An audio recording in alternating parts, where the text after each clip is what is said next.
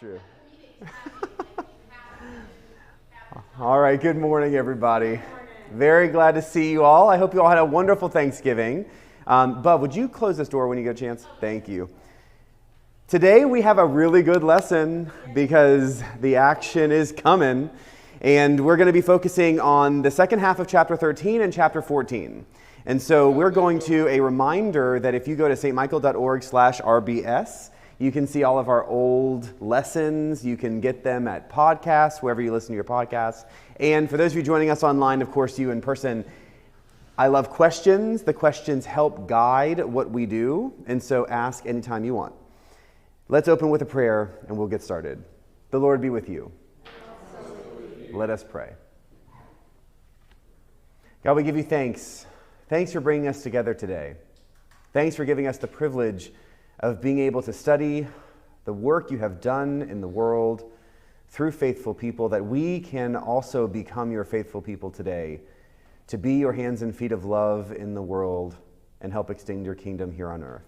Be with our friends, those who cannot be here today, especially those who need your healing touch, that they may be supported and surrounded by people who care well for them and love them. All this we ask in Jesus' name. Amen. Chris, I do want to tell you one thing. Yes, ma'am. The prayer that you sent for Thanksgiving. Yes. I shared it with so many of my friends. Oh, thank you. Every one of them was so touched.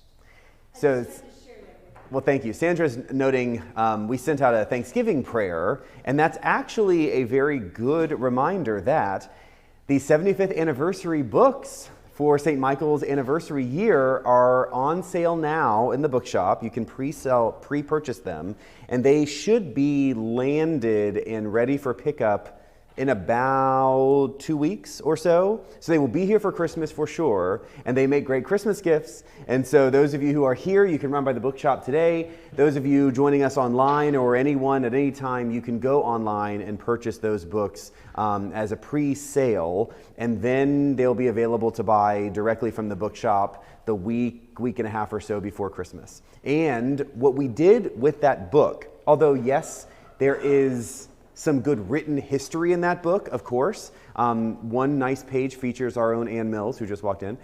There are lots of beautiful pictures, historic pictures, current pictures. It is really meant to be a coffee table book, not a book that you would put on your shelf and then reference like a history book, but one you would put out with big, beautiful color pictures, especially from the last 5 or 6 years when we've been taking really high quality pictures. In addition, in the middle of the book, is a whole set of prayers written by current and past clergy of St. Michael for different moments throughout our lives. And so the prayer that we sent out at Thanksgiving is the Thanksgiving prayer in that book. We have prayers for Easter and Christmas. We have prayers for the birth of a child, the loss of a pet, graduation, you name it. There are all different kinds of life moments, and we've sourced small little collect-style prayers from current and past clergy of St. Michael, just so that it can be useful to you in your life as well. So I don't know about you, but I have attended many large meals with family or friends where the host does not necessarily love praying extemporaneously. And I'm one of those frustrating priests where when someone very graciously says, "Would you pray?" I say, "No, it's your house." And so they love that. And so this is really meant to be a gift for you all so that you can actually do this with your family and your friends in times of need, good and sad. And so I hope you will grab one of those books. Not only is it beautiful, but we hope it is helpful for you as well. They are $5,000. No, they are, I think they're $49.99. Get them fast. Okay. Let's jump in. We're going to begin at the second half of chapter 13. We're going to be chapter 13, verse 17, and there are going to be 4 sections of today's lesson. The first is guidance for the people. Second, Pharaoh changes his mind. It's when the good stuff happens. The third is we're going to talk about the devil you know is better than the devil you don't. And then the fourth, we're going to go through the sea. So we're going to start with guidance for the people. Chapter 13, verse 17, let's go. When Pharaoh let the people go, God did not lead them by way of the land of the Philistines, although that was nearer. For God thought, if the people face war, they may change their minds and return to Egypt. So God led the people by the roundabout way of the wilderness through the Red Sea. The Israelites went up out of the land of Egypt, prepared for battle. And Moses took with him the bones of Joseph, who had required a solemn oath of the Israelites, saying, God will surely take notice of you, and then you must carry my bones with you from here. They set out from Succoth and camped at Etham on the edge of the wilderness. The Lord went in front of them in a pillar of cloud by day to lead them along the way, and in a pillar of fire by night to give them light, so that they might travel by day and by night. Neither the pillar of cloud by day nor the pillar of fire by night left its place in front of the people. So now, before we jump in, we'll pause there. Before we jump into the specifics of the passage, let's have a map. Okay, I haven't drawn a map in a while. Interestingly, the story that we are telling here is one that we can't really verify with any historic evidence. And we're going to get into that, even though we've got lots of concrete, specific ideas and places happening in these verses, we can't really pinpoint. And so that actually means that we're not positive actually where the Israelites go. And so if we do up our little map, we basically have Egypt over here. Is this showing up on the screen, Cedric? Great. And then we've got Sinai right here. And then obviously as you go up here is Israel. So we've got the Mediterranean Sea right here. And as the Israelites leave Egypt, they leave from somewhere around here, there are essentially three different paths they might have taken. They might have gone a relatively northern path. They could have gone what scholars call a central path, which dips down into Sinai. Or they could have taken a very southern path, which goes all the way down into Sinai. Ultimately, the Israelites are going to go through the wilderness and come into Egypt from the east. And so when we get to the point later on this year when the Israelites have kind of, I hate to say failed, but when they've been sent back out into the wilderness for 40 years to let an entire generation die, and they get to the point at which they will cross over into the promised land and take over Jericho, they're going to be in what is today the country of Jordan, looking over the Jordan River into Israel from the east, looking west. Does that make sense geographically? They are in Sinai, in the Sinai Peninsula, where they receive the commandments and they begin what is the formation of the Jewish identity and the Jewish people. But the wilderness that they wander is going to essentially be southern or south of Israel and potentially over into Jordan. You good? Any questions about that before we continue? What is that present Here, Sinai? No. Yeah. Over here? It really depends. Essentially, they're going to be in southern Israel. That's kind of this area here. Potentially, they could have gone into what would today be Saudi Arabia. Certainly what is today Jordan. Jordan is over here. If you imagine Israel, I think we've talked before, Israel's tall and skinny. It's only just over 100 miles east to west and about 400 miles north to south. Israel is bordered on its east side by Jordan, and it's the Jordan River that runs from Galilee in the north all the way down to the Dead Sea that creates the border between Israel and Jordan. And so when they look out over the promised land, they're actually standing on some of the mountains in western Jordan, looking over the Jordan River into what is today Israel. Jericho is actually just north of the Dead Sea, just across the Jordan River. That's where essentially John the Baptist would have gone to baptize people in Jesus' day. And Jordan River, if you have ever seen, say, the Mississippi River, it's not that. The Jordan River is what we used to call a ditch when I grew up. And so it really is not much. It's some water. It's enough to maybe go down to your knees or maybe even to your waist if the water's really high. That's it. And it's dirty and gross. So anyway, that's the Jordan River that runs north to south here that divides Jordan and Israel. Any other questions? All right. Thank you, Map. Let's jump into these verses. The people have finally been released from Egypt. Good news. As we remember from a couple weeks ago before Thanksgiving, a lot of people are leaving Egypt. 600,000 men plus women, children, and the like. It also could be 600,000 households. It could be that it's 600 households, not 600,000.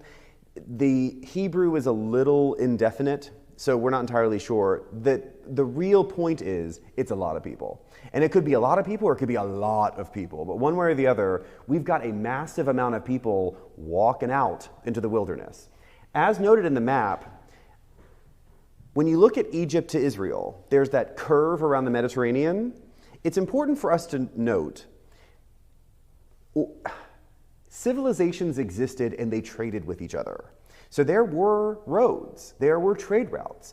Egypt, as a major civilization, would have absolutely traded with some of the other Near East or Middle Eastern civilizations at the time, Babylon, Persia, you name it. So there would have been roads that followed the curve of the Mediterranean from Egypt up into Israel.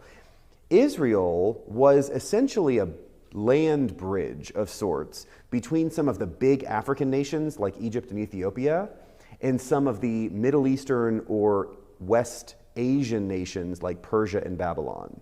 Israel was not the easiest land for agriculture. And so although it wasn't bad, it wasn't great. And so you had empires, that's a little strong.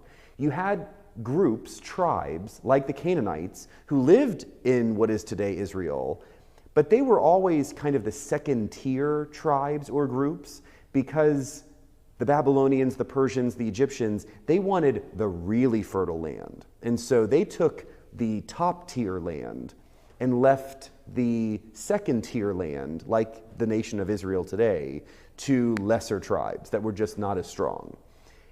Israel may not have been a great place to grow a lot of stuff, but it was also relatively flat by the coast. And so obviously, if you're creating trade routes, you don't really want to go up and over mountains. If you can help it, you want to stay as flat as possible to be able to draw carts and walk animals and all of those things. What is interesting about this note, if you look at verse 18 of chapter 13, I should say there are multiple good notes made, at least 5 in these opening verses of today's lesson. In verse 18 we see, God led the people by a roundabout way of the wilderness toward the Red Sea. What is being noted here clearly is they're not taking the normal route. If you were to go from Egypt to Canaan, Israel, the Promised Land, whatever you want to call it, you would have taken the roads that were up near the Mediterranean. Had the Israelites taken those roads, they would have encountered Egyptians, and that is problematic. Because if they were to encounter Egyptians, the Egyptians could have stopped them, could have bugged them, could have, who knows. And so instead, they're taking that southern route down into Sinai. Now, how south they went, we really don't know. But they went far enough south that they're essentially going to a place where there are no roads. So they are kind of out in this uncharted kind of area. Second, yes? Where is the Red Sea on your map? Oh, good question. Okay, where's the Red Sea on my map? So,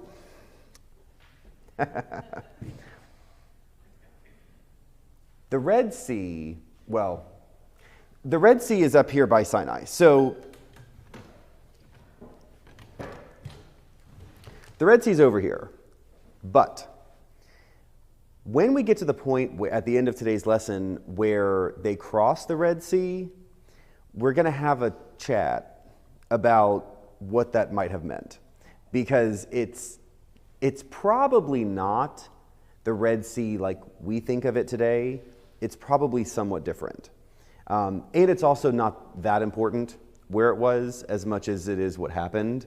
And so we'll get there. But essentially you're talking about there are these two seas or gulfs that flank the Sinai Peninsula. And it's likely when they crossed, they're crossing right here in this northwestern kind of tip of this gulf. The Red Sea kind of keeps going out beyond the Sinai Peninsula. But it's likely that when they have their moment, when they cross on dry land, it's going to be this northwestern tip right there between Egypt proper and the Sinai Peninsula. Any other questions? Good. I like questions. Ask them online too, because we can do it today.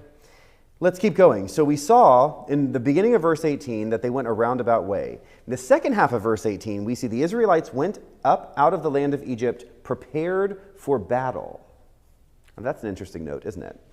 The Israelites understand, well, let me say it this way.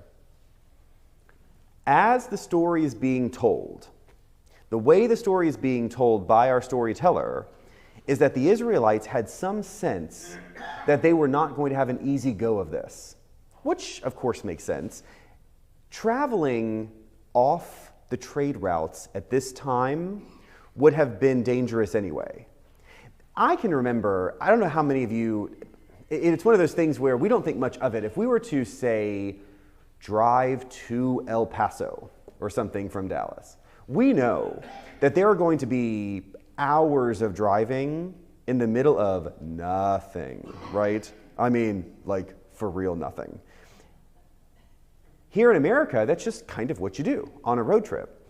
I can remember 11, 12 years ago now, Nicole and I went to Egypt, and we are the quintessential Americans, right? We go to Cairo, and we think we want to go down to Luxor and Memphis to see some of the big stuff. So we took a train, great. We're back in Cairo, and we want to go to Alexandria to see where the coast and where the new library is. If you've not been to the new library of Alexandria, it is a phenomenal building. It's amazing. So we just hired a driver, right? Because we didn't have a car, and we're like, yeah, let's drive up to Alexandria. We're looking at the map, and we're thinking, that's like, 2.5 hour drive, not that bad. So hire a driver. This random nice person that we don't know from Adam drives us out of Cairo. And we're driving, and we're looking around, and there is nothing. It's like driving out to El Paso. And he stops because he needs gas. And we pull over, and it's one of those, like, it's got 2 pumps and a little building, and there is nothing. And he walks into this store, and I turned to Nicole and I said, I'm pretty sure this is how Americans get abducted abroad. I was thinking, like, this was not smart. This is, and obviously I'm here. We did not get abducted. But in the wilderness where the Israelites are, you can think sort of like totally undeveloped rural West Texas. There's just nothing. These are not mountainous, really, areas. They are arid. You're not having to go through the forests of western North Carolina. That's not what this is. This is like bare, flat land as far as you can see. And so these people are walking these paths, but even though they are so rural, they're going to encounter some resistance. And so as the storyteller tells this story, there's already this hint here that the Israelites know they're going to have to fight their way through at some point. So they are ready for battle. Let's keep looking at some of the details here. Verse 19. Moses took with him the bones of Joseph, who had required a solemn oath of the Israelites, saying, God will surely take notice of you, and then you must carry my bones with you from here. Joseph brought Jacob and all of his brothers and their households to Egypt 400 plus years ago. And before Joseph died, Joseph made the Israelites promise that when God finally saw them, now that's very interesting, isn't it? There is this acknowledgement that there's going to be some time here where they're going to sense that God is not with them, but God's going to see them. God's going to take note of them. And we saw that in in chapter 1 of Exodus, where God saw the people. He heard their cry and he acknowledged them. And so Joseph's promise is now coming to fulfillment. Once God sees you and God takes you out of here and God takes you back to the land that you've been promised, take me to and bury me there. And so they are fulfilling this promise that their ancestors made to Joseph before he died. Verse 20. They set out from Succoth and camped at Etham on the edge of the wilderness. Now here we get to the place where our historicity begins to come into question. This place, Succoth and Etham, where is it? We aren't sure, not positive. It could be that this was a border town in Egypt that is known as Tekoa. It could also be that this was one of those cities that we saw in chapter 1 of Exodus that the Israelites actually built, named Pithom. We don't know.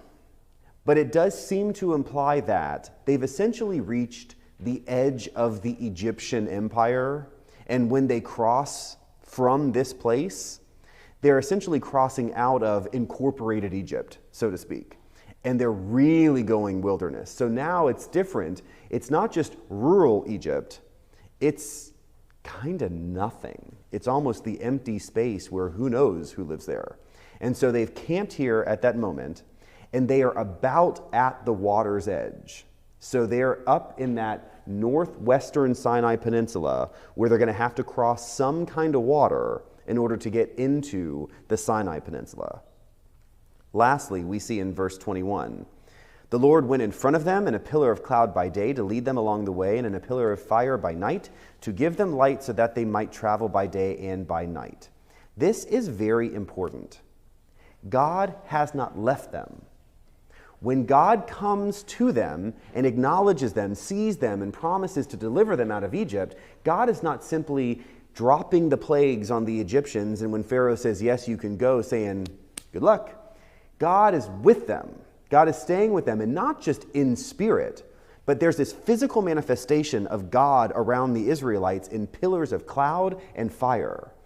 Visually speaking, God is the line leader of the Israelites going out into the wilderness. Whether that's at night or by day, they are traveling and they are pushing. And it's an interesting idea that all of these people are traveling so constantly.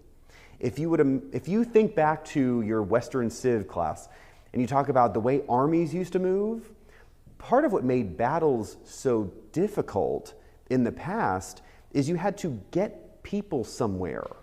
And you had to feed them along the way, and they had to actually sleep at some point, and that created logistical problems. Even today, with all of our technological advances, you can't take us somewhere faster than our physical bodies can actually be moved there.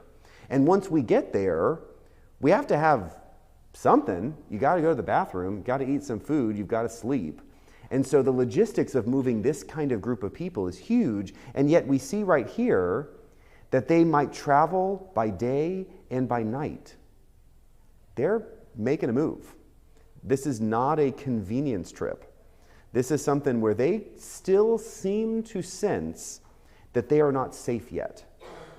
That is going to be very true. So any questions before we move on to the second section of today? I've been excited about this day. It's a good one. All right, section 2. Pharaoh changes his mind. We're going to start chapter 14, verse 3. God says, Pharaoh will say of the Israelites, they are wandering aimlessly in the land. The wilderness is closed in on them. I will harden Pharaoh's heart, and he will pursue them so that I will gain glory for myself over Pharaoh and all his army, and the Egyptians shall know that I am the Lord." And they did so. When the king of Egypt was told that the people had fled, the minds of Pharaoh and his officials were changed toward the people, and they said, "What have we done, letting Israel leave our service?" So that he had his chariot made ready and took his army with him. He took 600 picked chariots and all of the other chariots of Egypt with the officers over all of them. The Lord hardened the heart of Pharaoh, king of Egypt, and he pursued the Israelites who were going out boldly. The Egyptians pursued them, all Pharaoh's horses and chariots, his chariot drivers and his army. They overtook them, camped by the sea, by Pi-Hahiroth, in front of Baal-Zephon. I don't know how you pronounce those, but that's what I'm going to say. So here we have this moment where the Israelites are booking it. They're trying to get away from Pharaoh. They're still in Egypt. They're trying to cross out of Egypt. And Pharaoh has, in some way, figured out that he's really messed up. We have talked over the months that the Israelites were, in a sense, the economic foundation of Egypt. That over the last couple centuries, Egypt had become so wealthy because they were so wise in all of their economic planning. They had food they could sell to other nations. They had security that they could promise to other nations as they grow bigger. And so they are so wealthy and they are so powerful. And what happens when a nation becomes wealthy and powerful? They begin to want other people to do the work for them. And so the Israelites are the working class. The Israelites are slaves, servants, whatever you want to say.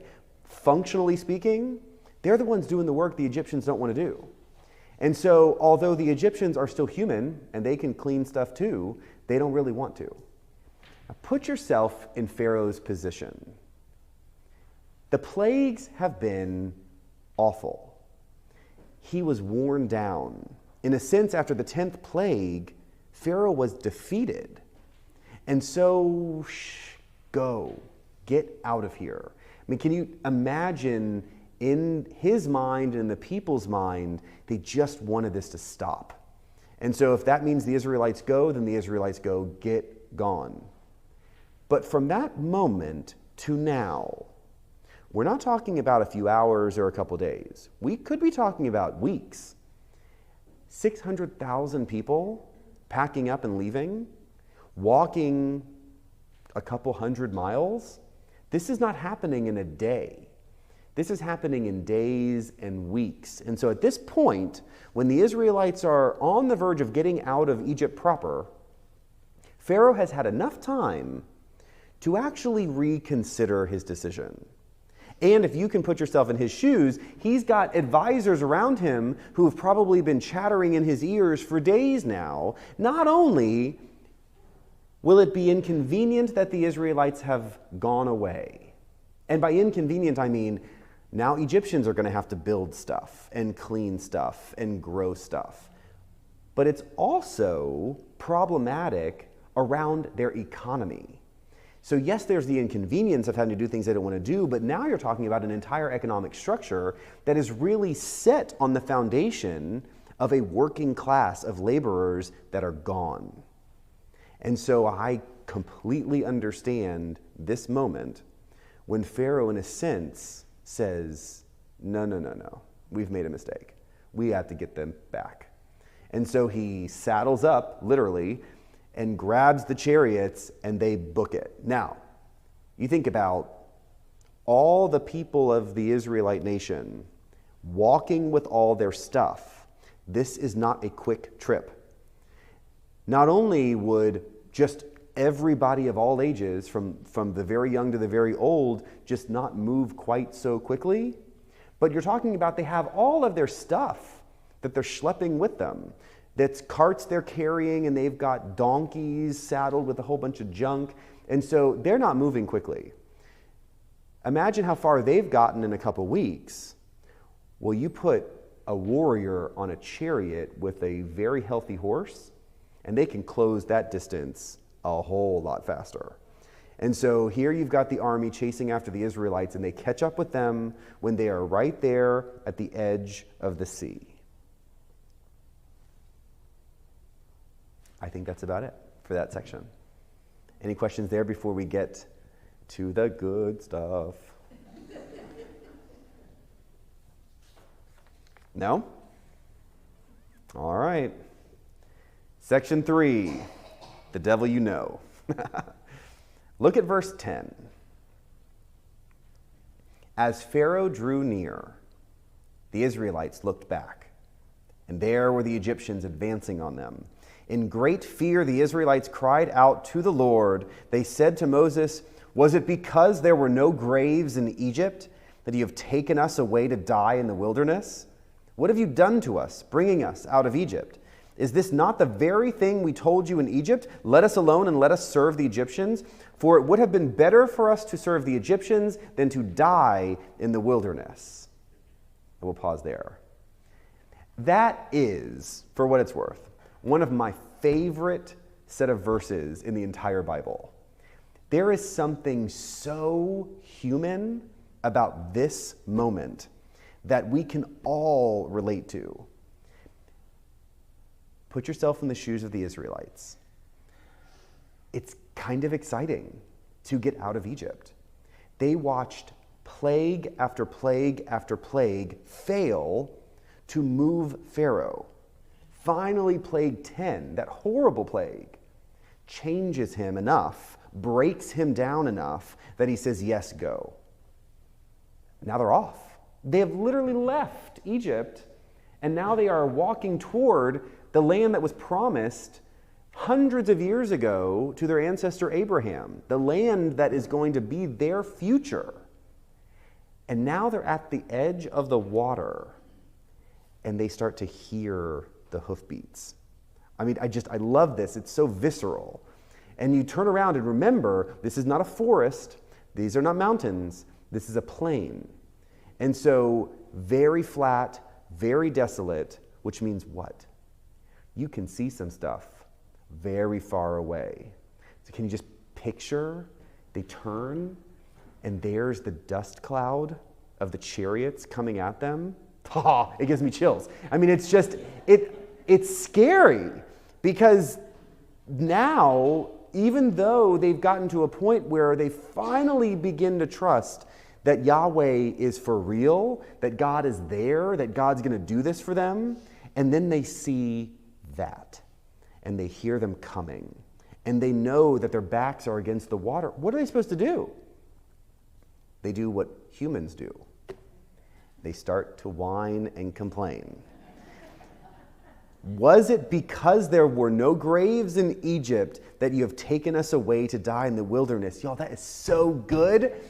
Was it because there were no graves? God, I love this. What have you done to us, bringing us out of Egypt, which is such an irony because they were slaves. What have you done to us, bringing us out of Egypt? I'm sorry, what have you done to us, freeing us from slavery? It's crazy. And then they say, this is the thing we said. We told you this was going to happen. Leave us alone to serve the Egyptians because it would be better to serve them there in Egypt than to die out here in the wilderness. All right. We know this. We may not have had our backs against the water to hear the chariots coming after us, but think of a time. Think of a time when you were absolutely certain that you were blessed.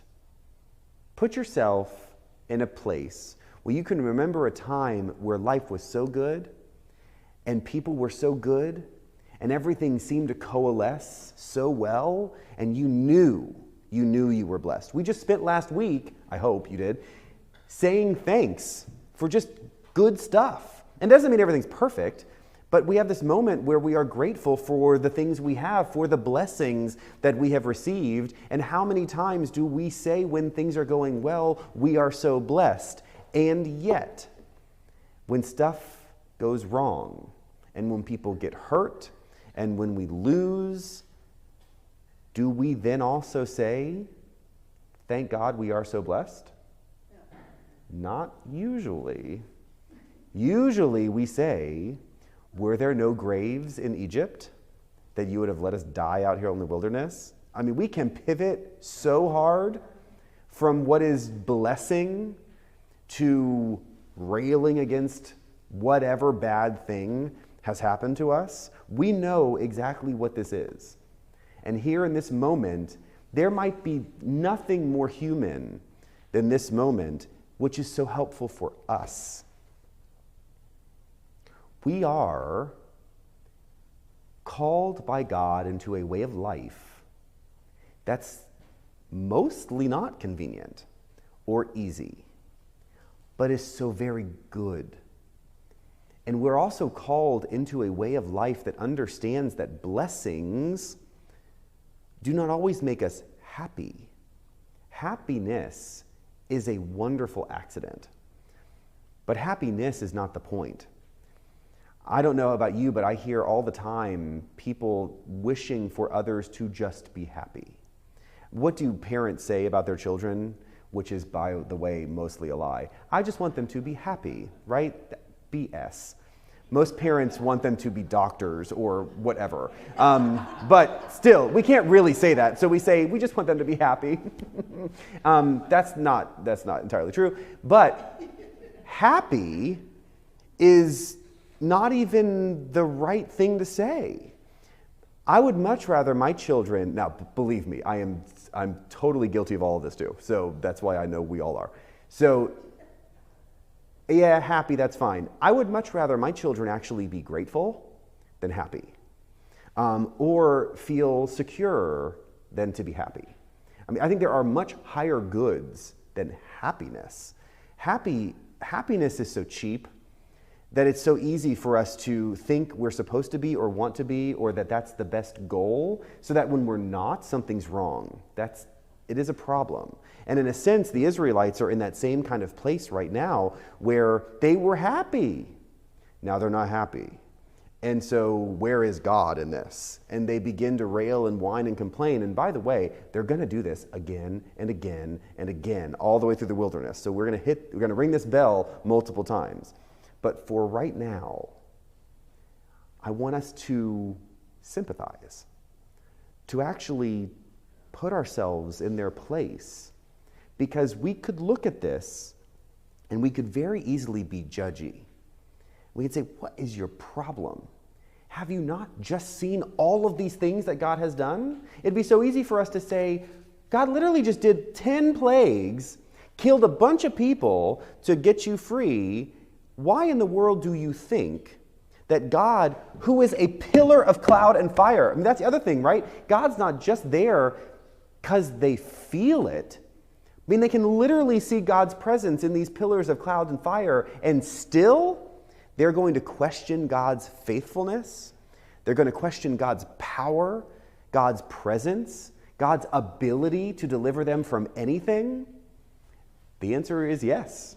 They're still going to question all of that, even though they are tangibly witnessing God's presence with them. So how much harder is it for us to face those moments when our backs are up against the wall and bad things are happening and we get scared, to remain faithful?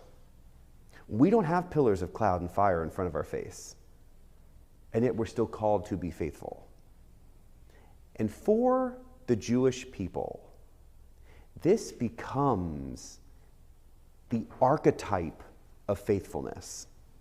This, all along the way, these moments where people in the past have faced problems and adversity only to throw their hands up and wonder where God is, when God is quite literally right there in front of them, is what has created for the Jewish people such a capacity to persevere. We in the 21st century know very well, unfortunately, how the Jews persevere in the face of horrible things. They don't gain the capacity for perseverance cheaply. And this is that moment when the root of that identity is really beginning to form. And that will sustain them for millennia.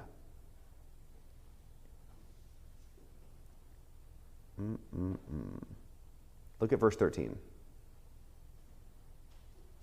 After their complaining, Moses said to the people, "Do not be afraid. Stand firm and see the deliverance that the Lord will accomplish for you today. For the Egyptians whom you see today, you shall never see again. The Lord will fight for you, and you have only to keep still." Then the Lord said to Moses, "Why do you cry out to me? Tell the Israelites to go forward. But you, lift up your staff and stretch out your hand over the sea and divide it, that the Israelites may go into the sea on dry ground. Then I will harden the hearts of the Egyptians, so that they will go in after them. And so I will gain glory for myself over Pharaoh and all his army, his chariots and his chariot drivers, and the Egyptians shall know that I am the Lord, when I have gained glory for myself over Pharaoh, his chariots, and his chariot drivers." We'll stop there. God is not finished. And we have again a moment when God is going to act against the Egyptians. It is not only for the Israelites, it is also against the Egyptians. There's a moment in verse 17. God says, "I will harden the hearts of the Egyptians so that they will go in after them." It seems like an odd thing to say. They are pursuing the Israelites, so why wouldn't they continue to pursue them? Well, in a moment, when we get to the visual spectacle, imagine the warriors standing there watching the Israelites walk across the water on dry land, seeing the walls of water on either side of them. They're scared. But God will harden their hearts. Remember, it's not emotion. It is God will strengthen their resolve, and then they will follow in after them. So that's the end of section 3. We pivot here to the last section of today's lesson with this fundamental idea that God is not finished, that even though the Israelites have lost faith in God, God does not lose faith in them. And that's what's going to carry us into this last section for today. We're going to go through the sea. Look at verse 19. We're going to read the whole thing. "The angel of God, who was going before the Israelite army, moved and went behind them. And the pillar of cloud moved from in front of them and took its place behind them. It came between the army of Egypt and the army of Israel. And so the cloud was there with the darkness, and it lit up the night. One did not come near the other all night. Then Moses stretched out his hand over the sea. The Lord drove the sea back by a strong east wind all night, and turned the sea into dry land, and the waters were divided. The Israelites went into the sea on dry land, the waters forming a wall for them on their right and on their left. The Egyptians pursued and went into the sea after them, all of Pharaoh's horses, chariots, and chariot drivers. At the morning watch, the Lord in the pillar of fire and cloud looked down upon the Egyptian army and threw the Egyptian army into panic. He clogged their chariot wheels so that they turned with difficulty. The Egyptians said, 'Let us flee from the Israelites, for the Lord is fighting for them against Egypt.' Then the Lord said to Moses, 'Stretch out your hand over the sea, so that the water may come back upon the Egyptians, upon their chariots and chariot drivers.' So Moses stretched out his hand over the sea, and at dawn the sea returned to its normal depth. As the Egyptians fled before it, the Lord tossed the Egyptians into the sea. The waters returned and covered the chariots and chariot drivers, the entire army of Pharaoh that had followed them into the sea. Not one of them remained. But the Israelites walked on dry ground through the sea, the waters forming a wall for them on their right and on their left. Thus the Lord saved Israel that day from the Egyptians, and Israel saw the Egyptians dead on the seashore. Israel saw the great work that the Lord did against the Egyptians. So the people feared the Lord and believed in the Lord and in his servant Moses." And we'll pause there. This story is captivating. It is so visually dazzling that when we think of the story of the Exodus, it's hard not to think first of the crossing of the Red Sea. It's incredible. And I don't know how many different times I've seen this displayed in a movie, but it's wonderful to see these walls of water, people walking across, the water comes crashing back down. But this is a hard story to hear. Like the 10th plague, This is mass death. The Egyptians, they're working for Pharaoh. These are just people in the army who are following orders, and they are devastated. We know at least 600 plus are there with Pharaoh. The way that the story is told, it seems to indicate it's 600 plus, multiple times more than that, are there at the army. Thousands of people have now died. It is both horrible and also an opportunity for the Israelites to give thanks for being delivered from Pharaoh, to have crossed this line and to be safe now. They're on the other side of the water. That water is a place where essentially they know it's too difficult for Pharaoh to chase after them. That and, of course, Pharaoh's army is, in a sense, devastated and gone.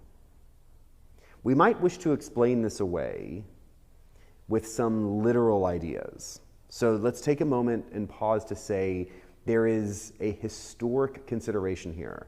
I do not know how many different articles or stories or whatever I've read from people who try to explain how this could literally happen. So maybe it's a miracle. So let's start with one option is Moses raised his hands up, and just like Cecil B. DeMille, it went whoop, and there were big walls of water, and they walked across, and it was just that kind of crazy. Two, that there was some odd way in which wind blew, or the tide went out, or there was some sort of gravitational pull. I even saw something where, like, well, the moon was really close to the earth that night, and so it pulled the water farther than normal, or whatever. That kind of stuff, to me, is a little beyond necessary. Third is that don't worry about how it happened or what happened. Instead, the idea of the story is that God remained faithful to the Israelites even when the Israelites were not faithful to God. There's the power. When we really look at this story, we can get way bogged down into the how did that happen and what actually happened and who did it happen to and all the other stuff. And instead, we miss the forest for the trees. The real point of this story for the Jews in history and for us is that the Israelites did not deserve God's deliverance. Did you hear that? They did not deserve this. They did not earn this. But apparently God thought they were worthy. And so God delivered them. God saved them. God took them to a place they could not go themselves in order to protect them from whatever pain and heartbreak and loss was in their past. Hey, that sounds good. That might even sound Christian. Did you hear that? We are connected to this kind of story where we do not earn God's love, we do not earn God's salvation, God's grace, God's deliverance, and yet God thinks we're worthy. That is the message that we as Christians have received. It is also the message that has undergirded Judaism from the very beginning. And we see that here if we can get beyond the whole, well, did the fish die if they didn't get in the water when they went? Don't worry about that. Instead, they were delivered. Somehow, they got across the water and they got into the wilderness. They got into Mount Sinai. They created this incredible religious tradition, and it's all because God's faithfulness in them, and to be grateful for that kind of fidelity. I want to look at the very last line, verse 31. Israel saw the great work that the Lord did against the Egyptians. So the people feared the Lord and believed in the Lord and in his servant Moses. The people feared the Lord. They feared and they believed. It's kind of interesting. We, as Christians, I think far too often make Jesus out to be our friend. Buddy Jesus, friend Jesus. Have you seen that funny t-shirt? I love it. I owned one. I probably still have it somewhere. Where it's Jesus is like this. Buddy Jesus. Jesus is not our friend. Jesus is our Savior. God is not our friend. God is not a warm hug. God is God. Think back to moments when you have really felt God's presence. We have been in a holy space. I love the term thin place, where it feels like heaven and earth are just right there next to each other. That kind of moment can make you feel sort of tingly. And when God is really there and you really feel it, there's also kind of a little bit of a scary moment, because God is still God. And yeah, it's nice to feel God's presence in that really strong way, but it's also a little scary because God's presence is intimidating. And Moses will find this out. When Moses goes up on the mountain, receives the commandments, and he comes back and his face is all shiny. And I love that scene when Charlton Heston comes down and it looks like he's had a lot of Aquanet, in his hair. There is that kind of feeling when God is really there with you. It's kind of like blow you back. In this moment, the Israelites fear and believe. And what is interesting is that I do think the writers of Exodus intended to draw a line to the very beginning of Exodus, chapter 1. Chapter 1, verse 15 is this. The king of Egypt said to the Hebrew midwives, one of whom was named Shiphrah and the other Puah, when you act as midwives to the Hebrew women and see them on the birth stool, if it is a boy, kill him. But if it is a girl, she shall live. But the midwives feared God. I remember way back in the beginning, we talked about how the Hebrew word for fear is also the same word as revere. And so back when the midwives feared/revered God such that they resisted the power of Pharaoh. Pharaoh, all powerful on earth, they were still afraid of God. They still revered God more. And so they refused to kill these babies and instead lied and said, the Hebrew women are too strong for us. But what really happened there is you had these two midwives. Remember, named women means very important. Their fear and their reverence actually called them to be better than they would have been otherwise. And now, really for the first time since then, we get a very similar phrase, that the Israelites feared and they believed in God. And so there is, in a sense, almost a full circle that has happened from the very beginning, where these midwives, who knows who they were, why they would have known this, had this sensibility about them that God's presence was so powerful and so reverential that they could resist whatever the world threw at them and instead follow God's call. Now the Israelites, in a macro sense, in a communal sense, have come to a place where something has finally happened. They've crossed a line where their fear and their reverence has now actually changed them for good. It doesn't mean they won't make mistakes, and it doesn't mean that they won't kind of go back to those old little redundant patterns of whining and complaining, because we'll see that for sure. But something shifts in them. A switch is flipped in a very meaningful way.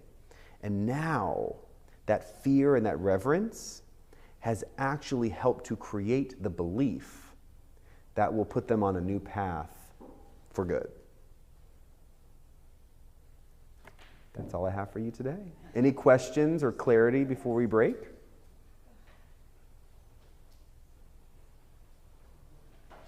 All right, well, happy Wednesday. I'll see you all next week.